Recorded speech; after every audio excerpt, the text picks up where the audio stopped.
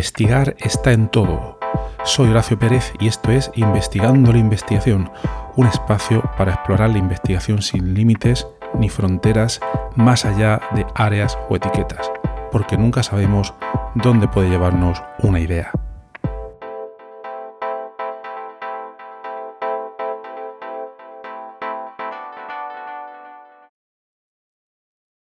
Una vez escuché la historia sobre cómo uno de mis directores de tesis programaba alrededor de la época de 1975. Se encontraba en Estados Unidos y la manera de poder hacerlo era la siguiente. Es muy diferente a cómo se hace ahora, os lo anticipo, os va a sorprender. Los que sí más viejos probablemente no, pero bueno. Esta era la siguiente manera. Primero, tenías que escribir el código de tu programa línea a línea. A algunos os sorprenderá, los que sois mucho más jóvenes, que estéis en la era de la inteligencia artificial, diréis, ¿pero eso qué es? Si ahora vamos a base de prompt. Pues no, hijo mío, no. Antes escribía el código línea a línea y tenías que tener bien claro lo que quería hacer tu código. Esa era la primera diferencia. Lo siguiente, el código se escribía normalmente primero en papel. Primero hacías un esquema de lo que querías hacer, un pseudocódigo, es lo que normalmente se llama, y lo tienes que tener normalmente bastante claro. Voy a tratar de no enrollarme mucho con esto, ¿vale? Pero bueno, digamos, escribías el programa línea a línea en papel, normalmente, en este caso que estoy hablando, en un lenguaje que se llama Fortran 77, es un lenguaje para programación científica. Y luego, cuando pensabas que tu programa estaba terminado, no le dabas a ningún botón, sino que entonces lo que tenías que hacer era codificarlo, pasarlo de papel a unas tarjetas perforadas. Esto era una película. No recuerdo bien el cómo era porque yo nunca lo he hecho, obviamente, nunca lo he hecho. Pero creo que era algo así como que cada línea de tu código te ibas a una tarjeta perforada y de alguna manera cada línea de esa tarjeta tenía unos agujeros que les hacías para indicar en qué sitio estaba cada letra o número, etc. Los que sois mayores que yo, seguro que lo podéis explicar mejor si tienes esa experiencia. Pero era un proceso muy doloroso, imagínate, ¿vale? Pinchando en una tarjeta para, aunque fuera algo tan sencillo como que en cada línea pinchar los números y letras que componían tu código, pues imagínate el tiempo que te podía llevar todo eso. Y bueno, no solo eso, sino que además, después del proceso, aunque tu código tuviera una página o dos páginas en papel, luego tú terminabas, obviamente no podía ser una única tarjeta, porque estas tarjetas, si lo entendí bien, podían ser del tamaño de medio folio aproximadamente o un tercio de folio. Era una especie de tarjeta de cartón o tarjeta de plástico. Pero tú coleccionabas una gran cantidad de ellas para que te diera para todo tu código. Bien, una tarjeta detrás de otra. Y muy importante, esto lo podías hacer en tu casa perfectamente, pero en aquellos entonces no todo el mundo tenía ordenador y no todo el mundo podía ejecutar el programa de manera local como se hace en algunos casos a día de hoy. Total, que te tenías que ir a la universidad o donde estuvieras. Esto estaba sucediendo en Estados Unidos, en Minnesota, si no recuerdo mal. Y entonces, uno de mis directores de tesis lo que hacía era meter todas las tarjetas en un aparato. El aparato leía todas las tarjetas y enviaba lo que había entendido de las tarjetas a un mainframe, a un ordenador central donde se ejecutaba el código de manera remota. Bueno, no lo he dicho bien, no se ejecutaba. Primero se compilaba. Para los que no estéis basados en programación, compilación quiere decir que después de que el sistema haya leído bien lo que tú has escrito en lenguaje de código, en este Fortran 77, lo tiene que traducir a un código, vamos a suponer, binario, para que el ordenador lo pueda ejecutar de manera nativa. ¿Vale? Bueno, pues este proceso puede dar errores, porque te has equivocado en cosas o porque has puesto cosas que son incompatibles, en fin, no me quiero extender. Pero imagínate la frustración de que codificas en tarjetas, te vas luego a la universidad, reservas un turno para poder hacerlo, porque esto no era llegar y besar el santo, sino que tenías que reservar el tiempo, y luego cuando llegaba tu turno metías las tarjetas, la máquina las leía, te tenías que esperar a que llegasen al otro mainframe, que el ordenador las procesara, etcétera. O sea, un proceso laborioso y luego con errores. Y luego en pantalla te salía, pues error en tal línea, cual línea. En el mejor de los casos, te indicaba dónde podía estar el error, etcétera. Total, luego te ibas a casa otra vez y tenías que modificar tu código en papel, volver a pasarlo a tarjetas. No existía la opción de deshacer, etcétera, etcétera. Imagínate cómo eran los códigos ahora, ¿verdad? Bueno, pues en este pequeño documental sobre historia de la programación, luego el tema avanzó un poco en el sentido de que los ordenadores personales se fueron imponiendo poco a poco en la década de los 80. Yo tuve mi primer ordenador personal ZX Spectrum 128K en, no sé, 1987, y ya cada uno, pero básicamente en la época de los 80, ya por suerte este tema de las tarjetas perforadas desapareció completamente y uno de manera local en su propio ordenador ya puede escribir el código línea a línea, intentar ejecutarlo, pero en directo, ya tal, no te tienes que ir a otro sitio, y entonces ahí la programación avanzó bastante. Los que vivieron esta época tuvieron una sensación o ilusión, depende cómo se mire, de grandes avances en la era de la programación, en la era de la informática. Y esto fue un poco pues una revolución. Ahora, cuando lo miramos en retrospectiva, nos suena algo como que bastante arcaico, bastante primitivo, porque todavía vemos que tenían que escribir el código línea a línea, depurar errores, etcétera, etcétera. Pero bueno, esto es un poco por lo que había, ¿vale? El principal limitante en aquellos momentos era que, y esto me sucedió a mí, porque yo quería programar un videojuego sobre Dragon Ball. Bien, cada uno tiene sus motivaciones. No tenía, no existía internet, o bueno, internet sí que existía. Te estoy hablando a lo mejor 1991, 1992. Yo no tenía acceso a fuentes, a manuales de programación. Entonces, lo poco que sabía era lo que aprendía de las revistas de aquella época, y un trozo de aquí, un trozo de allá, tenías que buscarte la vida y mucho prueba y error hasta poder sacarle tinta al tema. Era un proceso muy laborioso, muy laborioso. Luego, más tarde, ya llegó Internet y entonces todo empezó a mejorar en el sentido de que teníamos acceso a grandes cantidades de información, y entonces aquellos manuales a los que yo antes no tenía acceso y tenía esa excusa para no poder hacer programas, pues ya cualquiera podía tener manuales de programación de tal o cual lenguaje y ya no había tantísima excusa. Y esto fue pues un siguiente nivel de revolución en programación, ¿verdad? Bueno, pues yo creo que esto podemos hablar de, no sé, 1900, en mi experiencia personal, 1998 hasta, no sé, 2005 o así. Y luego empezaron a surgir vamos a resumirlo muchísimo, los foros de programación. No es que además, no es que la información estuviera ahí y tú la tuvieras que procesar por ti mismo, sino que habían comunidades, habían foros donde tú podías poner tus preguntas de programación y la gente pues te ayudaba, o tú los ayudabas a poder avanzar cada uno pues su proyecto de programación. Entonces, bueno, yo llegué a utilizar en su momento los newsgroups, que, vamos, yo creo que tienen que haber desaparecido bastante por completo. Muy probablemente pues no suenen y, bueno, fueron bastante útiles. Yo ponía preguntas, me respondían, a alguna muy poca vez intentaba responder yo alguna, etcétera. Y bueno, eso fue un tema hasta que sobre alrededor de, creo que fue 2008 o algo así, surgió un sitio que se llamaba Stack Overflow, que probablemente suene, donde era un foro muchísimo más fluido, diría yo, en el sentido de que no era un proceso tan doloroso el de registrarse y poner preguntas, sino que todo el proceso de uso del sitio respecto a foros anteriores era todo muchísimo más rápido. Y bueno, aquello se convirtió de la noche a la mañana en, yo creo que una de las siguientes revoluciones tecnológicas, en el sentido de que el sitio estaba gamificado, es decir, la gente por ayudar recibía puntos. Total, que se promovía bastante el cómo ayudar a los demás. Y bueno, el sitio tuvo bastante éxito. Yo creo que desde el 2008 hasta, voy a hacer spoiler, hasta el día de hoy. Hoy parece, creo que están a punto de cerrar. Y os preguntaréis por qué. Bueno, pues esperad un poco. Esta fue el uso de este tipo de herramientas, vamos a llamarlos foros, sitios comunitarios, pues fue un poco por la siguiente revolución en el tema de programación.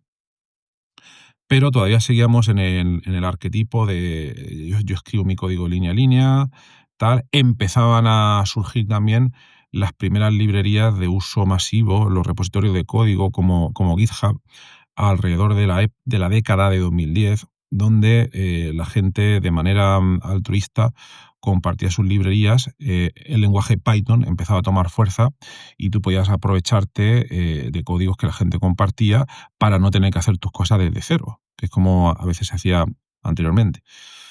Bueno, pues esto siguió así y os podéis imaginar dónde vino la siguiente revolución tecnológica en el campo de la programación. Te estoy hablando de, obviamente, del surgimiento de herramientas como ChatGPT, donde poco a poco, de manera tímida, la gente a ChatGPT le pedía, oye, escríbeme un código muy pequeño o una función, básicamente un trozo de código muy pequeño que me haga esta cosa u otra.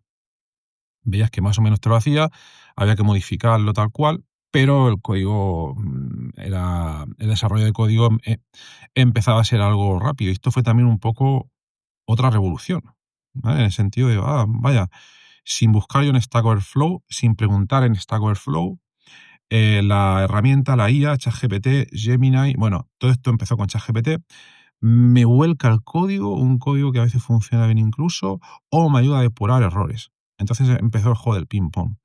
Me das una primera versión y la intento compilar o la intento ejecutar, me da errores, te paso la información de los errores, ping-pong tal cual, y hasta que el tema pues funciona, o a veces no funcionaba.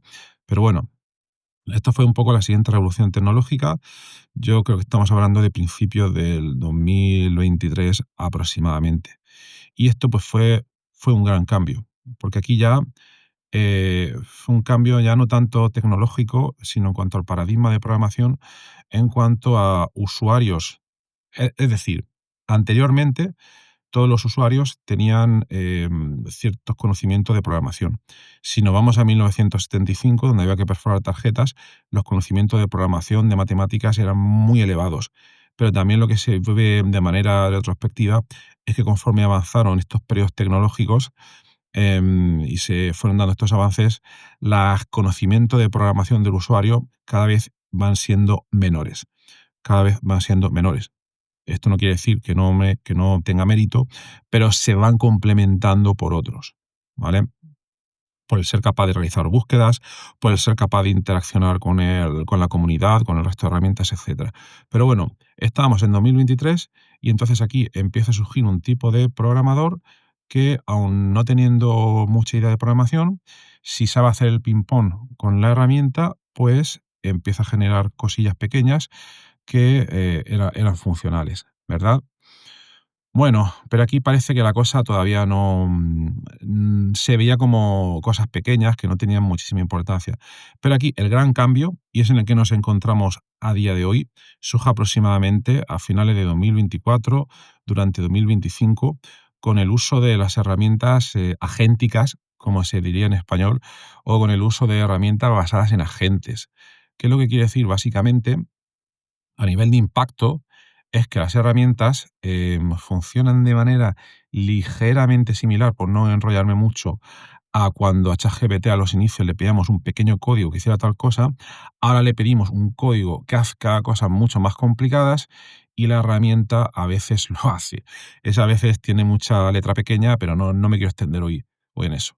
Y lo hace porque por debajo lanza lo que se llaman varios agentes, que son básicamente, lo podríamos resumir como pequeñas inteligencias artificiales que, ante un proyecto grande, lo desglosan en tareas y cada una pues va haciendo una tarea y hay alguien que va orquestando que todo se ejecute y se completa, etcétera, etcétera.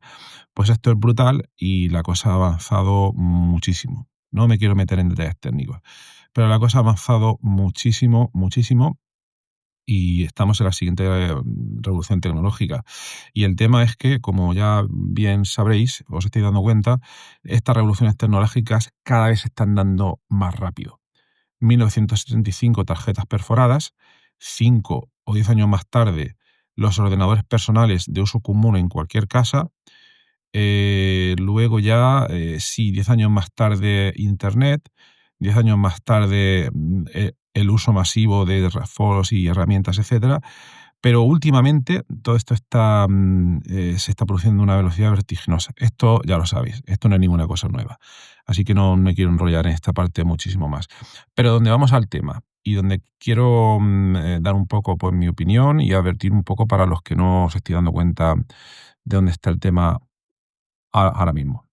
Bien, pues empiezan a surgir herramientas como, esto fue a principios de 2025, si no recuerdo mal, o creo que a finales de 2024, herramientas como Lovable, que se llama, bueno, se deletrearía como Lovable, que eran básicamente, pues, herramientas que a base de prompt, no es que te soltaran el código en pantalla y luego te tuvieras que llevar el código a otro sitio y compilarlo o procesarlo, etcétera, etcétera, sino que ya te generan directamente una aplicación. Una aplicación. Esto fue una, es decir, tú le dices, genérame una aplicación móvil que haga una cosa muy simple, yo qué sé. No se me ocurre ahora mismo nada, un juego chorra muy pequeño tal. Pues más o menos pues te lo hace. Y entonces hubo un tiempo, y yo creo que todavía hay un tiempo de ilusión de poder, porque todas estas herramientas tienen sus problemas, tienen graves problemas. A la gente que no tiene absoluta idea de programación les generan unos prototipos de herramientas que ni que olvidar que son prototipos, pero te lo venden como que es la aplicación perfecta y que funciona muy bien. Y no es así. Tiene muchísimos problemas, tienen graves agujeros de seguridad si ponen las herramientas online, etcétera, etcétera. Esto es un mercado muy potente que herramientas como Lovable están explotando muchísimo para los wannabe, para los que quieren ser programadores y generar este tipo. Y bueno, todo esto está muy bien, pero hay que saber las limitaciones que tiene este tipo de herramientas. Para generar una página web, perfecto. Para generar una app local muy simple que la vas a ejecutar solo tú, perfecto. Pero para otras cosas, todavía no. Todavía no. Seguro que en el futuro sí, y ahí es donde yo voy un poco al tema. Entonces, entre medias surgen herramientas similares, pero dedicadas a programadores. Surgen herramientas como Cursor, cursor.sh, podéis ver ahí la herramienta, y bueno, hay muchísimas otras. Windsurf, muchísimas otras. Yo la que estoy explorando ahora mismo es Cursor, y entonces aquí el tema cambia bastante.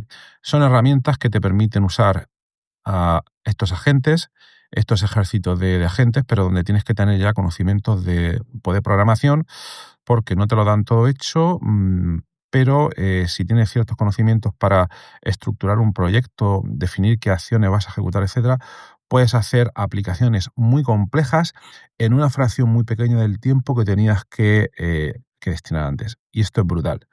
Esto es un cambio de paradigma, pero bueno, grandísimo, grandísimo. Y bueno, igual que Cursor, luego hay herramientas ya más avanzadas, que Cursor es una aplicación que se ejecuta, tiene un entorno gráfico, le das con el ratón, prompts por aquí por allá, plugins, etcétera. Luego hay otras herramientas un poco más complejas como Claudia Código, Claude Code, que se ejecutan en línea de comandos, supone que son mucho más potentes. Pero bueno, lo que quiero decir que hay herramientas de programación IA basadas en agentes que están cubriendo todo el rango de tipo de usuarios, desde los que no tienen ni la menor idea, y no pasa nada por ello, los que tienen un nivel intermedio y los que tienen un nivel mucho más avanzado.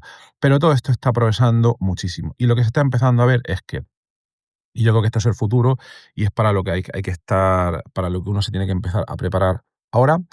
Ahora mismo el acto de programación se está convirtiendo más en algo tipo ingeniería y project management, en el sentido de que los programadores del futuro o del presente, de lo que se van a tener que ocupar es de, bueno, sí, vas a tener que saber un poco de programar a pelo, como toda la vida, pero no tantísimo como antes, y sobre todo vas a tener que saber eso para que cuando estas herramientas se equivocan, porque se equivocan todavía y se van a seguir equivocando, sepas depurar los errores, etcétera. Entonces, ahí es donde va a estar el trabajo de los programadores del presente y del futuro. Uno, saber traducir un código o una necesidad real del problema a un proyecto bien organizado. Dos, cómo darle esa idea de proyecto a una herramienta de este tipo, que no es fácil, porque el problema es si damos el territorio muy abierto y no le decimos exactamente lo que queremos o cómo queremos que nos lo implemente, puede dar gran cantidad de problemas. Y 3, saber guiar la herramienta para que no se salga de lo que nosotros queremos que haga y sobre todo depurar los errores. Yo creo que esas son las 4 principales cosas que van a marcar el desarrollo en programación en los próximos años. Así que, si no me creéis, podéis dar una vuelta. Yo os recomendaría sobre todo por redes sociales técnicas. Te recomendaría por Twitter, por LinkedIn y poco más. No te vayas TikToks, no te vayas Instagrams. La gente que comenta este tipo de cosas está ahí, en LinkedIn, en Twitter. Podéis seguir a muchísima gente. Yo a veces tuiteo, retuiteo, perdón, lo que dicen algunos. Mi handle en Twitter es Horacio-PS, PS de Pérez Sánchez. Gente muy potente comentando cosas. Y es que donde hay que estar, porque los desarrollos se están produciendo de manera tan grande que ni en papers de investigación te puedes dar cuenta de lo último que está saliendo. Tienes que estar en redes sociales donde están los comentarios más inmediatos sobre, uno, la gente que produce estas herramientas y dos, la gente que las utiliza de manera totalmente original, profesional, con impacto o de manera totalmente inesperada. Entonces, amigos, esto es lo que os quería concluir hoy en este episodio. Primero, un pequeño repaso a cómo se han producido los grandes avances tecnológicos en el mundo de la programación. Y dos, mi opinión sobre lo que viene ahora y donde uno se debe centrar si quiere ser un programador. ¿Vale? Entonces, os recomendaría dedicar menos tiempo a aprender. Sí que tenéis que tener una base de programación a pelo, como si dijéramos, pero dedicar menos tiempo a eso y dedicar más tiempo a saber las herramientas que hay, técnicas de project management, técnicas de depuración, técnicas de saber guiar el código por donde queremos, y yo creo que eso va a ser por lo más importante. Y también añadiría quizás una capa o un área de marketing para saber vender tus productos, tus ideas, tus desarrollos, etcétera, etcétera. Pues aquí termino el episodio. También os quería comentar que estoy ahora mismo desarrollando en base a todo esto que hemos comentado. Seguro que os estáis preguntando, bueno, Horacio, tú mucho tal y cual, pero ¿qué estás haciendo con todo eso? Bueno, pues me estoy haciendo herramientas personales que, bueno, que cubren necesidades mías muy, muy específicas. Por ejemplo, para procesado de podcast míos y diversas historias. Yo os iré comentando en otros episodios. Y también estoy haciendo una herramienta pública que se llama Explore Labs, que la comenté en el podcast anterior, que va a incorporar diversas pequeñas herramientas que resultan útiles para procesos en investigación. Por ejemplo, subes un paper y te da una pre-revisión del paper, subes un paper y te comprueba las referencias que tienes, si son correctas o no, si podías tener otras que fueran más, digamos, más robustas, etcétera. Lo iré comentando en el podcast y podéis acceder a la herramienta, lo voy a deletrear, explore-labs.com. Y nada, pues ahí lo dejo. Os animo muchísimo que os metáis en este mundo. Y yo pienso que ahora mismo estamos en un punto dulce en cuanto al desarrollo de estas técnicas. Aprovecharlo al máximo porque luego no creo que vaya a desaparecer el programador o el investigador programador del bucle, pero queda muy poco. Y nada, y también os agradecería, si os ha resultado interesante este episodio, pues que en la plataforma en la que estéis le deis a like o os suscribáis, porque eso ayuda muchísimo a que el podcast siga creciendo. Muchas gracias y hasta la próxima.